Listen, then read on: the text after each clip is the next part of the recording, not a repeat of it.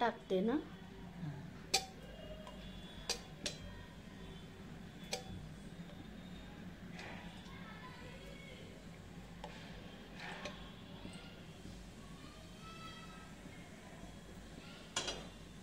पाच पळी तेल. ते कडधान्याला जिरं टाकायचं आणि हिंग. आता हे लसूणचे आहेत ना. मोहरी नाही टाकायची याला, मोहरी नाही.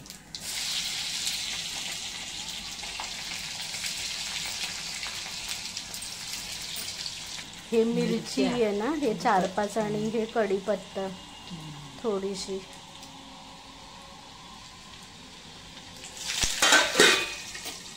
आता काय हे कांदा टाकते ना. किती असणार, 4 तरी असणार ना छोटे कांदे. कांदा मग मी हे मऊ न होत तोपर्यंत ते शिजवायचं ना. हाय ना तर स्लो हे गॅसमध्ये नाही, मोठ्यावरतीच हे शिजवायचं. सकाळी टाकले तर संध्याकाळी होतात नुसते भिजून. आणि मोड पाहिजे असेल तर दुसऱ्या दिवशी. अच्छा, म्हणजे 1 आणि हाफ दिवसांनी ते मोड येतात. 1 आणि अर्ध्याने. आता म्हणजे तू काय ते संध्याकाळी हे रात्री टाकलं की ते सकाळी हे विदाउट मोड. आणि जर ते हे दुपारी काय हे केले तर मोड येतात. म्हणजे सकाळी टाकले ना तर संध्याकाळी भिजतात, मग ते उपसायचे आणि मग दुसऱ्या दिवशी मोड येतात सकाळी. मग हे विदाउट हे मोडची करतोय ना. आणि विदाउट मोडची हे भाजी रात्री टाकले तर सकाळी होतात आणि ती टेस्टी लागते ना. हे विदाउट मोडची भाजी म्हणजे असं काय नाही, मोड आलेली पण चालते. आणि तुम्ही काय ते चाडे बिडे ते हे साफ केले आणि हे असे धुवून घ्यायचे, चाडे काढायचे त्यातले. दगड बिगड असं ते पण काय काढायचे असे. आता हे मूग डाळ आणि मूग खाल्लेले चांगले जास्त. आयु काहीतरी वाढते ना. हे वाढते. जे लोक खूप जगतात ते लोक खूप मूग खातात. म्हणजे हिरवे मूग आणि येल्लो कलरचे मूग, पिवळे तारुण्य म्हणजे मूग खाल्ले तर. आणि हे चांगले पण शरीराला.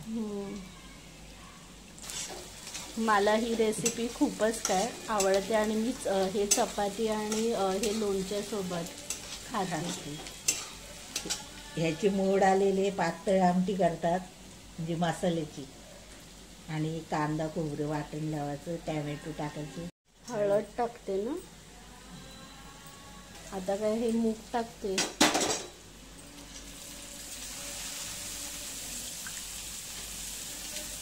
आता काय पाणी टाकते शिजण्यासाठी. मम्मी चिर तारुण्य हे म्हणजे यंग ना, तरुण.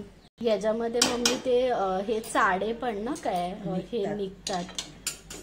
जर तुम्ही हे मोड आलेले नसले तर चाडे बिडे काय काय असतात. ते ठेवायचं मोठ्या गॅस. हा, वाफेवरती कढी द्या मग ठेवते. मीठ टाकते ना आता. हे सुकल्यानंतर पाणी. आधीच झाकण नाही ठेवायचं, नाही तर वर येते ते बुडबुडे असं. 1 चमचा मीठ टाकला. कोथिंबीर ना. गॅस लहान केलाय ना आता. हे ठेवायचं हे वाफेवरती. मग झाली ना भाजी. झालं ना मम्मी. आता हे आता काय हे काढते स्टीलच्या. थोडं पाणी असेल तर मोठा करायचं, घाट घाट घाट.